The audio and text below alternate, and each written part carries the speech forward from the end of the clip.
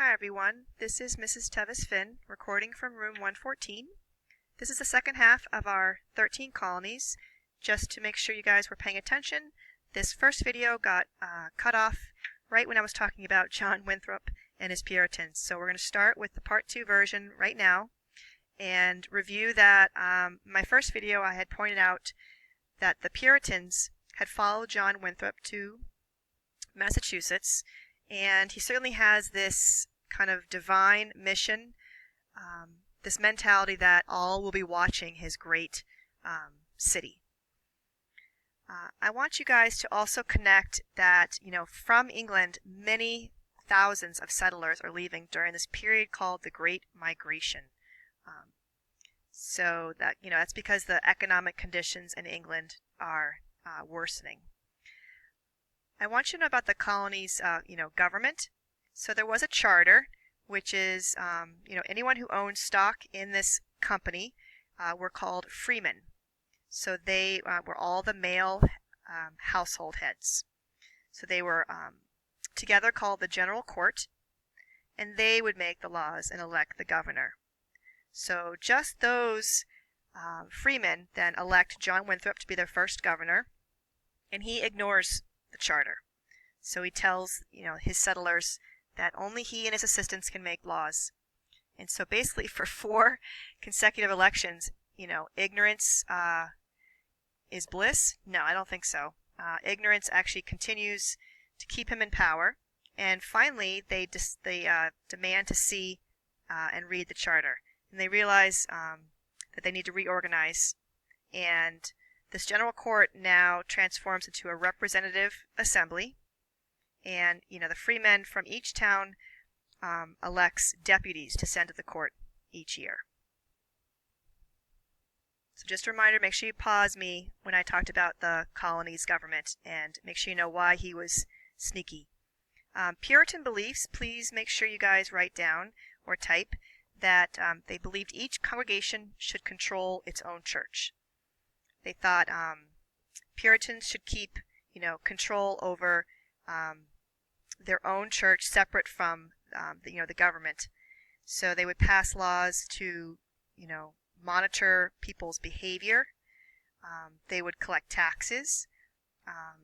They would definitely monitor anybody's habits such as gambling, adultery, drunkenness, and then address those and punish severely.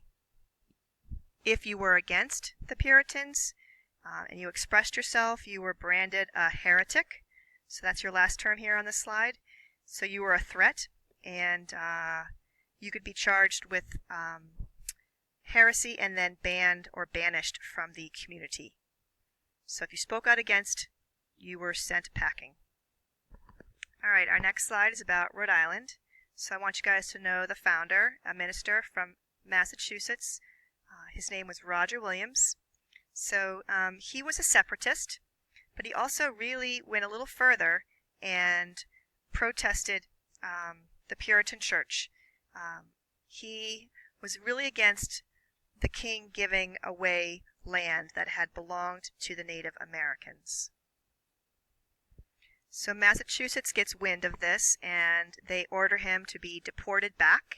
So instead he escapes south, and he founds Providence, which is really based on complete religious freedom. Remember, he was in support of the Native Americans, so you guys should know here on this main title that he purchases the land. He doesn't take it, or it's not given to him by the king. So, purchases land from the Narragansett tribe. During this time, a devout Puritan named Anne Hutchinson, kind of follows in Roger Williams' footsteps, brings her people to Portsmouth. Here she is pictured having meetings in Boston where she began to question the authority of several ministers. Remember the previous slide about heresy, and so the General Court charged her with heresy and banishment. And they head to Portsmouth, Rhode Island, where actually one of my friends has a organic farm called Manic Organic in Portsmouth, Rhode Island. Anne Hutchinson. And just like Anne, Newport and Warwick are also destinations for any dissenting or Puritans that have been banished from Massachusetts. So remember, if you dissent, it means you disagree. So they head south again to Newport and Warwick. And these two towns combine and form the Rhode Island and Providence plantations. So this slide kind of gives you a picture of early Newport with the common. And remember, the more heretics that were banished, the more moved south. And these towns, like I said, Portsmouth and Warwick and Newport, they joined together. And this single colony is really based on religious freedom. It seems Massachusetts was causing quite an uproar because even this Reverend, Thomas Hooker, wanted to move his people, his congregation, to this Connecticut River Valley. He was frustrated by the political system. He thought voting should not be limited to just male church members. And so the General Court listens to Thomas Hooker, and his request is granted. And so the founding of Hartford takes place, just about 100 settlers, and there Hooker and his followers write the Fundamental Orders of Connecticut. This is really revolutionary. If you guys know the license plate for Connecticut, you can see, down below is called the Constitution State. And so what's really important is this is the first colony to allow all adult men to vote and serve in government. And north of Massachusetts, that territory had been granted to two men. I have them listed here. On this side is Captain John Mason. He took the southern part and named it New Hampshire. And Sir Fernando Gorges took the northern part, which was named Maine. Massachusetts claimed both until there was a challenge. And in court, the Massachusetts lost, and they ruled in favor of a new colony being founded in 1679. So New Hampshire is born because an English court rules against.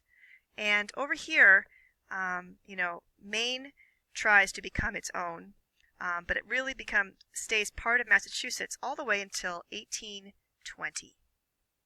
So his heirs, Gorges's heirs, Massachusetts bought that land from his ancestors. So the map stays the same for a little while. And then there is the beginnings of New York and New Jersey, started by the Dutch. So I need you guys to know that it was the Dutch East India Company that hired an English navigator, Henry Hudson, to search for a river that flowed through North America. Instead, he finds a huge river that the Dutch claim as a region, and they call it New Netherland, and they establish a settlement at New Amsterdam on Manhattan Island. So two dates to know for New York is 1609 is the discovery of the river, and really by 1644, New Amsterdam starts to really grow with thousands of immigrants from all of Europe, really, Netherlands, Britain, Scandinavia, Germany, and France. Picture over here is England's Charles II. And so England and the Netherlands were commercial rivals. So Charles II takes New Netherland from the Dutch. The king grants the land to his brother James, the Duke of York. So this then leads to, renaming the colony New York. James also receives land between the Delaware Bay and the Connecticut River. For anyone who knows that area, that's early New Jersey. So James grants some of this land to two of the king's advisors.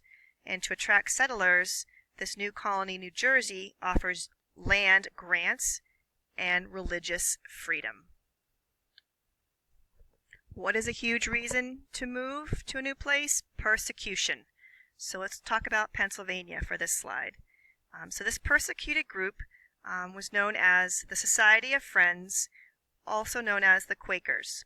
Their founder, pictured there, George Fox, had instructed them to tremble at the word of the Lord, tremble or quake. There also was a major debt owed to the father of William Penn by King Charles II. William Penn was a member of the Quakers.